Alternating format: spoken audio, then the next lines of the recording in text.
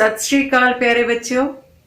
10वीं जमात Punjab school सिक्ख्या board ਦੇ ਵਿਦਿਆਰਥੀਆਂ ਦਾ ਪੰਜਾਬੀ ਜਮਾਤ ਦੇ ਵਿੱਚ ਸਵਾਗਤ ਹੈ ਜੀ। ਅੱਜ ਅਸੀਂ ਪੜਾਂਗੇ ਬੱਚੇ ਮੜੀਆਂ ਤੋਂ ਦੂਰ ਕਹਾਣੀ, ਜਿਹੜੀ ਕਿ ਰਘਵੀਰ ਢੰਡ ਜੀ ਦੀ ਲਿਖੀ ਹੋਈ ਹੈ। ਰਘਵੀਰ ਢੰਡ ਬੱਚੇ ਇਹਨਾਂ ਨੇ MA ਇਤਿਹਾਸ ਦੇ ਵਿੱਚ ਪੰਜਾਬ ਯੂਨੀਵਰਸਿਟੀ ਤੋਂ ਡਿਗਰੀ ਹਾਸਲ ਕੀਤੀ। ਉਸ ਤੋਂ ਬਾਅਦ ਇੰਗਲੈਂਡ ਚਲੇ ਗਏ ਤੇ ਇੰਗਲੈਂਡ ਰਹਿੰਦਿਆਂ ਹੀ ਉਹਨਾਂ ਨੇ PhD ਕੀਤੀ ਰਘਵੀਰ ਢੰਡ ਜੀ ਨੇ। ਤਾਂ ਇੰਗਲੈਂਡ ਦੇ ਵਿੱਚ ਰਹਿੰਦੇ ਉੱਥੋਂ ਦੇ ਜੀਵਨ ਬਾਰੇ ਉਹਨਾਂ ਨੇ ਜੋ ਦੇਖਿਆ ਉਹਨਾਂ ਨੂੰ ਆਪਣੀਆਂ ਕਹਾਣੀਆਂ ਦੇ ਵਿੱਚ ਪੇਸ਼ ਕੀਤਾ ਕਿ ਉੱਥੇ ਕਿਵੇਂ ਪਦਾਰਥਿਕ ਹੋੜ ਲੱਗੀ ਹੋਈ ਹੈ ਲੋਕਾਂ ਦੇ ਵਿੱਚ, ਪੈਸੇ ਦੇ ਪਿੱਛੇ ਭੱਜ ਨੱਸ ਕਰ ਰਹੇ ਨੇ, ਕਿਸੇ ਕੋਲ ਕਿਸੇ ਦੇ ਲਈ ਵੇਲ ਨਹੀਂ ਹੈ ਤੇ ਸਾਰੇ ਆਪੋ ਆਪਣੇ ਕੰਮਾਂ ਵਿੱਚ ਬਿਜ਼ੀ ਹੈ। ਜਿਹੜੇ ਬਜ਼ੁਰਗ ਲੋਕ ਨੇ ਉੱਥੇ ਜਾ ਕੇ ਬੋਰੀਅਤ ਮਹਿਸੂਸ ਕਰਦੇ ਨੇ। ਉਹਨਾਂ ਨੂੰ ਉੱਥੋਂ ਦੀ ਜ਼ਿੰਦਗੀ ਏਦਾਂ ਲੱਗਦੀ ਹੈ ਜਿਵੇਂ ਕਿ ਮੜੀਆਂ ਤੋਂ ਤੁਹਾਨੂੰ ਪਤਾ ਹੀ ਹੈ ਕਿ ਸ਼ਮਸ਼ਾਨ ਘਾਟ, ਕਿ ਉੱਥੇ ਚੁੱਪ ਬਸਰੀ ਹੁੰਦੀ ਹੈ। ਤਾਂ ਉੱਥੋਂ ਦੀ ਜ਼ਿੰਦਗੀ ਮਤਲਬ ਉਹ ਇਹ ਲੱਗਦੀ ਹੈ ਕਿ ਮੜੀਆਂ ਤੋਂ ਵੀ ਦੂਰ ਹੈ, ਕਿ ਮੜੀਆਂ 'ਚ ਤਾਂ ਕਿਤੇ ਹਵਾ ਆਉਂਦੀ ਹੈ, ਧੁੱਪ ਵੀ ਆਉਂਦੀ ਹੈ, ਪਰ ਉੱਥੇ ਜਦੋਂ ਮਨੁੱਖ ਅੰਦਰੇ ਅੰਦਰ ਰਹਿੰਦਾ ਹੈ, ਜਿਹੜੇ ਤਾਂ ਕੰਮਾਂ ਤੇ ਜਾਂਦੇ ਆ ਠੀਕ ਹੈ, ਬੱਚੇ ਆ ਜਿਹੜੇ ਜਿਹੜਾ ਆਪਣੀ ਪੰਜਾਬੀ ਸੱਭਿਅਤਾ ਉਹਨੂੰ ਭੁੱਲ ਚੁੱਕੇ ਨੇ ਕਿਉਂਕਿ ਉੱਥੋਂ ਦੇ ਜੰਮਪਲ ਨੇ, ਉਹਦੇ ਵਿੱਚ ਹੀ ਉਹ ਰੰਗੇ ਗਏ ਨੇ ਤੇ ਆਪਣੇ ਜਿਹੜੇ ਬਜ਼ੁਰਗ ਆ ਉਹਨਾਂ ਲਈ ਕਿਸੇ ਕੋਲ ਕੋਈ ਟਾਈਮ ਨਹੀਂ। ਤਾਂ ਉਹ ਜਿਹੜਾ ਸੰਤਾਪ ਉੱਥੇ ਭੋਗਦੇ ਹੋਏ ਉਹਨਾਂ ਨੂੰ ਦੇਖਿਆ ਤਾਂ ਉਹਨਾਂ ਨੇ ਆਪਣੀਆਂ ਕਹਾਣੀਆਂ ਦੇ ਵਿੱਚ ਬਿਆਨ ਕੀਤਾ ਹੈ। ਮੜੀਆਂ ਤੋਂ ਦੂਰ ਕਹਾਣੀ ਦੇ ਵਿੱਚ ਵੀ ਅਜਿਹਾ ਹੀ ਸੰਤਾਪ ਦਿਖਾਇਆ ਗਿਆ ਕਿ ਕਿਵੇਂ ਇੱਕ ਜਿਹੜੀ ਮਾਸੀ ਹੈ, ਮੁੱਖ ਪਾਤਰ ਮਾਸੀ ਹੈ ਕਹਾਣੀ ਦੀ, ਕਹਾਣੀਕਾਰ ਉਹਨੂੰ ਮਾਸੀ ਕਹਿ ਕੇ ਬੁਲਾਉਂਦਾ ਹੈ, ਜਿਹੜੀ ਕਿ ਬਲਵੰਤ ਰਾਏ ਦੀ ਮਾਂ ਹੈ। ਬਲਵੰਤ ਰਾਏ ਜਿਹੜਾ ਇੰਗਲੈਂਡ ਚਲਿਆ ਗਿਆ ਤੇ ਉਹਨੂੰ 25 ਸਾਲ ਉੱਥੇ ਬਸਦੇ ਨੂੰ ਹੋ ਗਏ ਨੇ ਤੇ ਜਦੋਂ ਉਹ ਪੰਜਾਬ ਆਉਂਦਾ ਵਾਪਸ ਤਾਂ ਬਲਵੰਤ ਰਾਏ ਦੀ ਮਾਂ ਨੂੰ ਕਹਿੰਦੀ ਹੈ ਕਿ ਸਾਰਿਆਂ ਦੇ ਪੁੱਤਰ ਹੈ ਜਿਹੜੇ ਆਪਣੀਆਂ ਮਾਵਾਂ ਨੂੰ ਆਪਣੇ ਕੋਲ ਲੈ ਗਏ ਨੇ, ਕਿ ਤੂੰ ਮੈਨੂੰ ਨਹੀਂ ਲੈ ਕੇ ਜਾ ਰਿਹਾ। ਨਹੋਰੇ ਮਤਲਬ ਕਿ ਥੋੜੇ ਗੁੱਸੇ ਦੇ ਵਿੱਚ ਜਿਵੇਂ ਉਹਨੂੰ ਕਹਿੰਦੀ ਹੈ। ਤਾਂ ਬਲਵੰਤ ਰਾਏ ਆਪਣੀ ਮਾਂ ਨੂੰ ਇੰਗਲੈਂਡ ਲੈ ਜਾਂਦਾ ਹੈ। ਉੱਥੇ ਜਾ ਕੇ ਉਹਨੂੰ ਬਹੁਤ ਚੰਗਾ ਲੱਗਦਾ ਹੈ। ਉੱਥੋਂ ਦਾ ਜਿਹੜਾ ਹੁੰਦਾ ਹੈ ਕਿ ਕਿੰਨੀ ਸਾਫ਼ ਸਫਾਈ ਹੈ, ਉੱਥੋਂ ਦਾ ਜੀਵਨ ਕਿੰਨਾ ਵਧੀਆ ਹੈ, ਖਾਣ ਪੀਣ ਦੀ ਕੋਈ ਘਾਟ ਨਹੀਂ, ਸਾਫ਼ ਸੁਥਰੇ ਲੋਕ ਨੇਗੇ, ਸਾਰਿਆਂ ਕੋਲੇ ਕਿੰਨੀਆਂ ਸੁੱਖ ਸਹੂਲਤਾਂ ਨੇ। ਸਾਰੀਆਂ ਸੁੱਖ ਸਹੂਲਤਾਂ ਦੇਖ ਕੇ ਉਹਨੂੰ ਬਹੁਤ ਵਧੀਆ ਲੱਗਦਾ ਇੰਗਲੈਂਡ। ਪਰ ਜਦੋਂ ਕੁਝ ਟਾਈਮ ਉਹਨੂੰ ਰਹਿੰਦੇ ਹੋਏ ਆ ਜਾਂਦਾ ਹੈ ਤਾਂ ਕਿਉਂਕਿ ਜਿਹੜਾ ਬਲਵੰਤ ਰਾਏ ਹੁੰਦਾ ਹੈ ਉਹ ਵੀ ਕੰਮ ਕਰਦਾ ਹੈ, ਉਹਦੀ ਪਤਨੀ ਵੀ ਕੰਮ ਕਰਦੀ ਹੈ, ਕਿਸੇ ਕੋਲ ਟਾਈਮ ਨਹੀਂ ਹੈ। ਜਦੋਂ ਕੰਮ ਤੋਂ ਆਉਂਦੇ ਆ ਥੱਕੇ ਟੁੱਟੇ ਤਾਂ ਆਪਣੇ ਕਮਰਿਆਂ ਵਿੱਚ ਚਲੇ ਜਾਂਦੇ ਨੇ, ਖਾਦਾ ਪੀਤਾ ਤੇ ਸੌਣ ਲਈ ਚਲੇ ਗਏ। ਤੇ ਇਸੇ ਤਰ੍ਹਾਂ ਉਹਦੇ ਬਲਵੰਤ ਰਾਏ ਦੇ 2 ਕੁੜੀਆਂ ਤੇ 1 ਮੁੰਡਾ ਵੀ ਹੈ, 3 ਬੱਚੇ ਆ। ਬੱਚੇ ਵੀ ਹੈ ਜਿਹੜੇ ਉਹ ਆਪਣਾ ਪੜਨ ਚਲੇ ਗਏ ਤਾਂ ਆਪਣਾ TV ਦੇਖ ਲਿਆ, ਕੁਝ ਏਦਾਂ ਦਾ ਕਰ ਲਿਆ ਹਨਾ। ਤਾਂ ਉਹ ਵੀ ਆਪਣੀ ਦਾਦੀ ਲਈ ਟਾਈਮ ਨਹੀਂ ਹੈ ਉਹਨਾਂ ਕੋਲੇ, ਕੋਈ ਵੀ ਗੱਲ ਨਹੀਂ ਕਰਦਾ। ਤਾਂ ਜਿਹੜਾ ਫਿਰ ਉਹ ਇਕੱਲਾਪਣ ਹੈ, ਇਕੱਲੇਪਣ ਦੇ ਵਿੱਚ ਜਿਹੜੀ ਬਲਵੰਤ ਰਾਏ ਦੀ ਮਾਂ ਹੁੰਦੀ ਆ ਉਹ ਸੋਚਦੀ ਹੈ ਕਿ ਤਾਂ ਮੜੀਆਂ ਵਰਗੀ ਚੀਜ਼ ਹੈ। ਉਸ ਤੋਂ ਪਹਿਲਾਂ ਜਿਹੜਾ ਕਹਾਣੀਕਾਰ ਹੁੰਦਾ, ਕਹਾਣੀਕਾਰ ਇੱਕ ਵਾਰ ਬਿਮਾਰ ਹੋ ਜਾਂਦਾ ਤਾਂ ਉਹ ਇਕੱਲਾ ਹੁੰਦਾ ਕਿਉਂਕਿ ਉਹਦੇ ਕੋਲ ਘਰੇ ਦੇਖਭਾਲ ਲਈ ਕੋਈ ਨਹੀਂ ਹੁੰਦਾ, ਕਿਉਂਕਿ ਮਜਬੂਰੀ ਹੁੰਦੀ ਹੈ ਸਭ ਦੀ ਕਿ ਕੰਮ ਤੇ ਜਾਣਾ। ਜਿਹੜਾ ਕਹਾਣੀਕਾਰ ਹੈ ਉਸਦੀ ਪਤਨੀ ਕੰਮ ਤੇ ਚਲੀ ਗਈ, ਕਹਾਣੀਕਾਰ ਇਕੱਲਾ ਸੀ ਘਰ 'ਚ। ਤਾਂ ਉਸਨੇ ਫੋਨ ਕਰਕੇ ਮਾਸੀ ਨੂੰ ਬੁਲਾ ਲੈਂਦਾ, ਠੀਕ ਹੈ, ਬਲਵੰਤ ਰਾਏ ਦੀ ਮਾਂ ਨੂੰ ਆਪਣੇ ਕੋਲ। ਤਾਂ ਉਹ ਦੋਨੋਂ ਆਪਸ 'ਚ ਗੱਲਾਂ ਬਾਤਾਂ ਕਰਦੇ ਆ। ਉਹ ਕਹਿੰਦਾ ਕਿ ਇਹ ਤਾਂ ਮੜੀਆਂ ਵਰਗੀ ਚੁੱਪ ਹੈ, ਇੱਥੇ ਤਾਂ ਮੜੀਆਂ ਵਰਗੀ ਜਗ੍ਹਾ ਲੱਗਦੀ ਹੈ। ਪਰ ਕਹਾਣੀਕਾਰ ਦੀ ਜਿਹੜੀ ਕਹਾਣੀਕਾਰ ਦੀ ਮਾਸੀ ਹੁੰਦੀ ਹੈ ਕਹਿੰਦੀ ਇਹ ਤਾਂ ਮੜੀਆਂ ਤੋਂ ਵੀ ਦੂਰ ਹੈ ਕਿਤੇ, ਤੇ ਮੜੀਆਂ ਦੇ ਵਿੱਚ ਤਾਂ ਕਿਤੇ ਹਵਾ ਆਉਂਦੀ ਹੈ, ਧੁੱਪ ਵੀ ਆਉਂਦੀ ਹੈ, ਪਰ ਇੱਥੇ ਤਾਂ ਕੁਝ ਵੀ ਨਹੀਂ ਹੈ। ਅੰਦਰ ਬੈਠੇ ਉਹਨੂੰ ਮਤਲਬ ਕਿ ਉਹ ਮੜੀਆਂ ਵਰਗੀ ਜਗ੍ਹਾ ਲੱਗਣ ਲੱਗ ਜਾਂਦੀ ਹੈ, ਮੜੀਆਂ ਤੋਂ ਵੀ ਦੂਰ ਕਿਤੇ ਹੁੰਦੀ। ਤੇ ਉਹ ਫਿਰ ਬਲਵੰਤ ਰਾਏ ਨੂੰ ਕਹਿੰਦੀ ਹੈ ਕਿ ਮੈਨੂੰ ਤਾਂ ਜਲਦੀ ਤੋਂ ਜਲਦੀ ਪੰਜਾਬ ਭੇਜ ਦੇ। ਤੇ ਇਹਦੇ ਵਿੱਚ ਕੀ ਹੈ, ਸਾਨੂੰ ਵਿਦੇਸ਼ਾਂ ਵਿੱਚ ਵੱਸਦੇ ਪੰਜਾਬੀਆਂ ਦੀ ਹਾਲਤ ਨੂੰ ਬਿਆਨ ਕਰਦੀ ਹੈ ਇਹ ਕਹਾਣੀ। ਦੂਸਰਾ ਕੀ ਹੈ, ਪਦਾਰਥਿਕ ਦੌੜ ਦੇ ਵਿੱਚ, ਪਦਾਰਥਿਕ ਦੌੜ ਹੁੰਦੀ ਹੈ ਪੈਸੇ ਦੇ ਪਿੱਛੇ ਦੌੜ, ਕਿ ਵੱਧ ਤੋਂ ਵੱਧ ਚੀਜ਼ਾਂ ਇਕੱਠੀਆਂ ਕਰ ਲਈਏ। ਸੰਵੇਦਨਸ਼ੀਲ ਵਿਅਕਤੀ ਹੈ ਜਿਹੜਾ ਇਕੱਲੇਪਣ ਦਾ ਸੰਤਾਪ ਭੋਗਦਾ ਹੈ, ਕਿ ਇਕੱਲਾ ਰਹਿ ਜਾਂਦਾ, ਕਿਸੇ ਨਾਲ ਨਾ ਉਹ ਆਪਣੇ ਗੱਲਾਂ ਕਰ ਸਕਦਾ ਹੈ, ਤਾਂ ਇਕੱਲੇਪਣ ਦਾ ਸੰਤਾਪ ਭੋਗਦਾ ਉੱਥੇ। ਅਖੀਰ ਦੇ ਵਿੱਚ ਕਹਾਣੀ ਦੇ ਵਿੱਚ ਮਾਸੀ ਇੰਗਲੈਂਡ ਬਾਰੇ ਕਹਿੰਦੀ ਹੈ, ਕਹਿੰਦੀ ਇਹ ਤਾਂ ਮੜੀਆਂ ਤੋਂ ਵੀ ਦੂਰ ਦੀ ਕੋਈ ਸ਼ੈ ਹੁੰਦਾ ਚੀਜ਼। ਕਹਿੰਦੀ ਮੜੀਆਂ ਤੋਂ ਦੂਰ ਦੀ ਵੀ ਕੋਈ ਚੀਜ਼ ਹੈ ਇਹ। ਮੜੀਆਂ ਵਿੱਚ ਤਾਂ ਫਿਰ ਵੀ ਚੜ੍ਹਦੀ ਧੁੱਪ ਆਉਂਦੀ ਹੈ, ਵਾਹ ਵਗਦੀ ਹੈ ਤੇ ਪੰਛੀ ਚਹਿਕਦੇ ਨੇ। ਇੱਥੇ ਤਾਂ ਕੁਝ ਵੀ ਨਹੀਂ ਕਹਿੰਦੀ ਸੁਣਦਾ। ਤਾਂ ਪੜ੍ਹਦੇ ਹਾਂ ਜੀ ਆਪਾਂ ਇਹ ਕਹਾਣੀ। ਹਾਲ ਹੀ ਮਸਾਂ 9 ਵਜੇ ਹੋਣਗੇ ਕਿ ਟੈਲੀਫੋਨ ਦੀ ਘੰਟੀ ਵੱਜਣੀ ਸ਼ੁਰੂ ਹੋ ਗਈ। ਇੰਨੇ ਵਕਤ ਤੇ ਹੌਲ ਜਿਹਾ ਪੈਣ ਲੱਗ ਪਿਆ। ਸੁੱਖ ਹੋਵੇ, ਪਤਨੀ ਨੂੰ ਪੁੱਤ ਧੀ ਰਾਜੀ ਖੁਸ਼ੀ ਆਪਣੇ ਆਪਣੇ ਕੰਮਾਂ ਤੇ ਪਹੁੰਚ ਗਏ ਹੁਣ। ਟੈਲੀਫੋਨ ਚੁੱਕਣ ਤੋਂ ਪਹਿਲਾਂ ਮੈਂ ਬੋਲ ਕੇ ਆਖਿਆ, ਸੁੱਖ ਰੱਖੀ, ਤੇ ਟੈਲੀਫੋਨ ਚੁੱਕਿਆ। ਹੈਲੋ ਬੇਟਾ, ਮੈਂ ਮਾਸੀ ਆ, ਤੂੰ ਮੇਰੇ ਕੋਲ ਆ ਸਕਣਾ? ਕਿਉਂ ਨਹੀਂ ਮਾਸੀ ਜੀ, ਤੁਸੀਂ ਹੁਕਮ ਕਰੋ ਤੇ ਮੈਂ ਨਾ ਆਵਾਂ। ਉਂਝ ਸੁੱਖ ਤਾਂ ਹੈ, ਫਿਕਰ ਵਾਲੀ ਕੋਈ ਗੱਲ ਤੇ ਕੋਈ ਨਹੀਂ ਬੇਟਾ, ਮੈਂ ਬਹੁਤ ਉਦਾਸ ਹਾਂ, ਬਸ ਹੁਣੇ ਆਇਆ, ਆਖ ਮੈਂ ਟੈਲੀਫੋਨ ਰੱਖ ਦਿੱਤਾ। ਫਿਕਰ ਵਾਲੀ ਗੱਲ ਤਾਂ ਕੋਈ ਨਹੀਂ। ਇਹ ਗੱਲ ਮਾਸੀ ਤੂੰ ਖੂਬ ਕਹੀ ਕਿ ਇੰਗਲੈਂਡ ਵਿੱਚ ਇਸ ਤੋਂ ਵੱਡੀ ਫਿਕਰ ਵਾਲੀ ਗੱਲ ਵੀ ਕੋਈ ਹੋ ਸਕਦੀ ਹੈ ਕਿ ਕੋਈ ਬੰਦਾ ਉਦਾਸ ਹੋਵੇ। ਇਹ ਤਾਂ ਬਿਲਕੁਲ ਅਜਿਹੀ ਗੱਲ ਹੈ ਜਿਵੇਂ ਇੰਡੀਆ ਵਿੱਚ ਕੋਈ ਤੁਹਾਨੂੰ ਟੈਲੀਫੋਨ ਕਰੇ ਕਿ ਜੇ ਤੂੰ ਨਾ ਆਇਆ ਤਾਂ ਸਾਡੇ ਰੋਟੀ ਨਹੀਂ ਪੱਕਣੀ। ਇਹ ਵੱਖਰੀ ਗੱਲ ਹੈ ਕਿ ਜਿਸ ਨੂੰ ਰੋਟੀ ਦਾ ਸੰਸਾ ਹੋਵੇ, ਟੈਲੀਫੋਨ ਉਹਦੀ ਮਾਰ ਵਿੱਚ ਨਹੀਂ ਹੁੰਦਾ। ਰੋਟੀ ਨਾ ਪੱਕਣ ਨਾਲ ਸਰੀਰ ਮਰ ਜਾਂਦਾ ਹੈ ਤੇ ਉਦਾਸੀ ਨਾਲ ਰੂਹ ਤੜਫ ਤੜਫ ਮਰ ਜਾਂਦੀ ਹੈ। ਮੈਂ ਤਿਆਰ ਹੁੰਦਾ ਅਤੇ ਤੁਰਿਆ ਜਾਂਦਾ, ਮਾਸੀ ਦੀ ਉਦਾਸੀ ਦੀ ਕਲਪਨਾ ਕਰਦਾ ਆਪ ਉਦਾਸ ਹੋ ਗਿਆ। ਇਹ ਸਾਰਾ ਕੁਝ ਕਹਾਣੀਕਾਰ ਦੱਸ ਰਿਹਾ ਕਿ ਮੈਨੂੰ ਫੋਨ ਆਇਆ ਤੇ ਉਹ ਸਮਝ ਸਕਦਾ ਸੀਗਾ ਕਿ ਜਿਹਨੂੰ ਰੋਟੀ ਨਹੀਂ ਮਿਲਦੀ ਉਹਨੂੰ ਸੰਸਾ ਹੋਏਗਾ ਉਹਦਾ। ਪਰ ਇੱਥੇ ਕੀ ਹੈ, ਜਿਹੜੀ ਰੂਹ ਹੈ ਉਹ ਤੜਫ ਤੜਫ ਮਰ ਰਹੀ ਹੈ। ਕਾਹਦੇ ਨਾਲ? ਉਦਾਸੀ ਦੇ ਨਾਲ, ਕਿ ਉਦਾਸ ਹੈ ਇੰਨੀ ਜ਼ਿਆਦਾ। ਮਾਸੀ ਦਾ ਪੁੱਤ ਬਲਵੰਤ ਰਾਏ ਕੁਝ ਮਹੀਨੇ ਪਹਿਲਾਂ ਜਦੋਂ ਇੰਡੀਆ ਗਿਆ ਤਾਂ ਮਾਸੀ ਜਾਣੀ ਉਹਦੀ ਮਾਂ ਉਸਨੂੰ ਤੱਤੀਆਂ ਤੱਤੀਆਂ ਸੁਣਾਉਣ ਲੱਗੀ। ਰੁੜ ਜਾਣਿਆ, ਤੈਨੂੰ 25 ਸਾਲ ਹੋ ਗਏ ਬਲੈਤ ਰਹਿੰਦੇ ਨੂੰ। ਦੋਵੇਂ ਕੁੜੀਆਂ ਤੇ ਮੁੰਡਾ ਵੀ ਉੱਥੇ ਹੀ ਜੰਮੇ, ਪਲੇ ਤੇ ਜਵਾਨ ਹੋਏ, ਰੰਨ ਦਾ ਹੀ ਬਣ ਕੇ ਰਹਿ ਗਿਆ। ਇਹਨਾਂ ਲੋਕਾਂ ਦੇ ਮੁੰਡਿਆਂ ਨੇ ਆਪਣੀਆਂ ਮਾਵਾਂ ਕਿੰਨੀ ਕਿੰਨੀ ਵਾਰ ਬੁਲਾਈਆਂ। ਤੈਨੂੰ ਕੋਈ ਸ਼ਰਮ ਹੈ ਨਹੀਂ? ਆਂਡਣਾ ਗਵਾਂਡਣਾ ਮੈਨੂੰ ਬੋਲੀ ਮਾਰਦੀਆਂ ਨੇ, ਕੀ ਮੂੰਹ ਵਿਖਾਵਾਂ ਉਹਨਾਂ ਨੂੰ? ਮਾਵਾਂ ਦਾ ਕੀਤਾ ਤਾਂ ਪੁੱਤ ਸਾਰੀ ਉਮਰ ਨਹੀਂ ਦੇ ਸਕਦੇ। ਤੇਰਾ ਭਾਰ ਚੁੱਕਿਆ, ਜਨਮ ਪੀੜਾ ਸਈਆਂ, ਤੇਰਾ ਗੰਧ ਹੁੰਝਿਆ, ਆਪ ਗਿੱਲੇ ਥਾਂ ਪਈ ਤੈਨੂੰ ਸੁੱਕੇ ਥਾਂ ਪਾਇਆ, ਪਰ ਤੂੰ ਮੈਨੂੰ ਇੱਕ ਵਾਰ ਵੀ ਇੰਗਲੈਂਡ ਨਹੀਂ ਵਿਖਾਇਆ। ਉਹ ਭੁੱਬਾ ਮਾਰ ਰੋਣ ਲੱਗ ਪਈ। ਆਪਣੀ ਮਾਂ ਦੀ ਦਰਦਨਾਕ ਖਾਹਿਸ਼ ਸੁਣ ਬਲਵੰਤ ਰਾਏ ਉਹਦੇ ਨਾਲ ਲੱਗ ਮੰਜੇ ਤੇ ਬਹਿ ਗਿਆ। ਉਹਦੀਆਂ ਅੱਖਾਂ ਪੂੰਝੀਆਂ ਤੇ ਗਲਵਕੜੀ ਪਾ ਆਖਣ ਲੱਗਿਆ, ਬੀਬੀ, ਤੁਹਾਨੂੰ ਹਿੰਦੁਸਤਾਨੀਆਂ ਨੂੰ ਸਿੱਧੀ ਤੇ ਸਪਸ਼ਟ ਗੱਲ ਕਰਨੀ ਪਤਾ ਨਹੀਂ ਕਦੋਂ ਆਵੇਗੀ। ਇੰਜ ਘੇਰ ਕੇ ਗੱਲ ਕਰਦੇ ਹੋ ਜਿਵੇਂ ਤਮਾਕੂ ਦੇ ਖੇਤ ਚੋਂ ਸਾਹਾ ਕੱਢਣਾ ਹੋਵੇ। ਤੂੰ ਇੰਗਲੈਂਡ ਜਾਣਾ ਈ? ਬਸ ਗੱਲ ਖਤਮ, ਤੈਨੂੰ ਮੈਂ ਨਾਲ ਲੈ ਜਾਵਾਂਗਾ। ਤੇ ਮਾਸੀ ਜਾਣੀ ਬਲਵੰਤ ਰਾਏ ਦੀ ਮਾਂ ਇੰਗਲੈਂਡ ਆ ਗਈ। ਹਾਂ, ਉਸਨੇ ਇੰਗਲੈਂਡ ਤੋਂ ਪਹਿਲਾਂ ਆਪਣੀਆਂ ਸਹੇਲੀਆਂ ਕੋਲ ਦੋਹਰ ਤੇਹਰ ਲਾ ਦੱਸਿਆ, ਭੈਣੋ ਕਿਸੇ ਦਾ ਤਾਂ ਇੱਕ ਅੱਧਾ ਹੋਵੇਗਾ, ਮੇਰੇ ਤਾਂ ਸੁੱਖ ਨਾਲ 5 ਸਰਬਨ ਨੇ। ਬਲੈਤ ਪੁੱਜਦਿਆਂ ਸਾਰ ਪਹਿਲੇ ਐਤਵਾਰ ਨੂੰ ਅਸੀਂ ਬਲਵੰਤ ਰਾਏ ਤੇ ਉਹਦੀ ਪਤਨੀ ਬਿੰਦੂ, ਉਹਨਾਂ ਦੇ 3 ਬੱਚਿਆਂ ਅਤੇ ਖਾਸ ਮਹਿਮਾਨ ਮਾਸੀ ਨੂੰ ਖਾਣੇ ਤੇ ਸੱਦਿਆ। ਕਿਆ ਬਾਤਾਂ ਸਨ ਮਾਸੀ ਦੀਆਂ। ਇੰਨੀ ਸੋਹਣੀ ਔਰਤ, ਜੀ ਕੀਤਾ ਕਿ ਬਲਵੰਤ ਨੂੰ ਆਖਾਂ, ਤੂੰ ਬਈ ਕਿਹਦੇ ਤੇ ਗਿਆ? ਕਣਕ ਚ ਕਾਂਗਿਆਰੀ। ਮਾਸੀ ਕੀ ਸੀ, ਕਮਾਲ ਸੀ। 5 ਫੁੱਟ 4 ਇੰਚ ਲੰਮੀ, ਨਾ ਮੋਟੀ ਨਾ ਸੋਟੀ, ਵਾਲ ਬਹੁਤੇ ਚਿੱਟੇ ਕੂਲੇ ਤੇ ਚਮਕੀਲੇ, ਮੋਟੀਆਂ ਅੱਖਾਂ, ਤਿੱਖਾ ਨੱਕ। ਸਭ ਤੋਂ ਖੂਬਸੂਰਤ ਸਨ ਬੁੱਲ, ਪਤਲੇ ਮਹੀਨ ਤੇ ਕੂਲੇ ਜਿਵੇਂ ਸ਼ਹਿਦ ਮਲਮਲ ਪਾਲੇ ਹੋਣ। ਮੈਂ ਪੈਰੀ ਹੱਥ ਲਾਈ ਤੇ ਮੇਰੀ ਪਤਨੀ ਨੇ ਹੱਥ ਜੋੜ ਨਮਸਤੇ ਬੁਲਾਈ। ਮਾਸੀ ਨੇ ਉਸਨੂੰ ਗਲਵਕੜੀ ਵਿੱਚ ਲਿਆ ਜਿਵੇਂ ਅਸੀਂ ਉਹਦੇ ਬਹੁਤ ਹੀ ਆਪਣੇ ਹੁੰਦੇ ਹਾਂ। ਮੈਂ ਉਹਨਾਂ ਨੂੰ ਬਿਠਾਉਂਦਿਆਂ ਆਖਿਆ, ਬੀਬੀ ਜੀ, ਮੈਂ ਬੜਾ ਖੁਸ਼ ਹਾਂ ਕਿ ਆਪਣੇ ਮੁਲਕ ਵਿੱਚ ਅਜੇ ਤੁਹਾਡੇ ਵਰਗੇ ਮੋਹ ਕਰਨ ਵਾਲੇ ਲੋਕ ਜਿਉਂਦੇ ਨੇ। ਇੱਥੇ ਤਾਂ ਬੀਨਾਸ਼ ਹੋ ਗਿਆ ਹੈ। ਬਲਵੰਤ ਯਾਰ, ਬੱਚਿਆਂ ਨੂੰ ਕਿਉਂ ਨਹੀਂ ਲਿਆਉਂਦਾ? ਮੈਂ ਬੱਚੇ ਨਾਲ ਨਾ ਵੇਖ ਸਵਾਲ ਕੀਤਾ। ਉਹ ਯਾਰ, ਸਾਡੇ ਆਖੇ ਨਹੀਂ ਲੱਗਦੇ, ਆਏ ਨਹੀਂ, ਬਲਵੰਤ ਨੇ ਜਵਾਬ ਦਿੱਤਾ। ਉਹ ਬੜਾ ਹੀ ਸੱਚਾ ਤੇ ਸਪਸ਼ਟ ਬੰਦਾ ਸੀ, ਫੜਾਕ ਮੂੰਹ ਤੇ ਗੱਲ ਮਾਰਦਾ ਸੀ। ਨਹੀਂ ਭਾਈ ਸਾਹਿਬ, ਇਹਨਾਂ ਦੀ ਤਾਂ ਮਜ਼ਾਕ ਕਰਨ ਦੀ ਆਦਤ ਏ। ਲੜਕਾ ਆਪਣੇ ਫਰੈਂਡਾਂ ਨਾਲ ਬਾਹਰ ਗਿਆ ਹੋਇਆ, ਲੜਕੀਆਂ ਨੂੰ ਆਪਣੀ ਬੋਲੀ ਨਹੀਂ ਆਉਂਦੀ। ਬੋਰ ਹੀ ਹੋਣਾ ਸੀ ਵਿਚਾਰੀਆਂ ਨੇ। ਪਤਨੀ ਨੇ ਪਰਦਾ ਪਾਇਆ ਜਿਵੇਂ ਹਰ ਮਾਂ ਪਾਉਂਦੀ ਹੈ। ਇਸੇ ਮਿਲਣੀ ਵਿੱਚ ਅਸੀਂ ਮਾਸੀ ਨੂੰ ਬੀਬੀ ਜੀ ਦੀ ਥਾਂ ਮਾਸੀ ਜੀ ਆਖਣ ਲੱਗ ਪਏ। ਦਰਅਸਲ ਉਹਦੇ 1-2 ਸ਼ਬਦ ਵੰਜਿਆਂ ਡਿੰਗੀ ਆਦਿਕ ਮੇਰੀ ਪਤਨੀ ਨੇ ਨੋਟ ਕਰਦੇ ਆਖਿਆ, ਤੁਸੀਂ ਤਾਂ ਉਧਰ ਪਾਕਿਸਤਾਨ ਤੋਂ ਆਏ ਲੱਗਦੇ ਹੋ। ਹਾਂ ਧੀਏ, ਰਾਵਲਪਿੰਡੀਓਂ। ਮੇਰੇ ਮਾਤਾ ਜੀ ਵੀ ਰਾਵਲਪਿੰਡੀ ਦੇ ਨੇ। ਫਿਰ ਤੇ ਤੂੰ ਮੇਰੀ ਭਨੇਵੀ ਹੋਈ ਕਿ? ਹਾਂ ਮਾਸੀ ਜੀ। ਪਹਿਲੀ ਮਿਲਣੀ ਵਿੱਚ ਹੀ ਸਾਡਾ ਮਾਸੀ ਨਾਲ ਅੰਤਾਂ ਦਾ ਮੋਹ ਹੋ ਗਿਆ।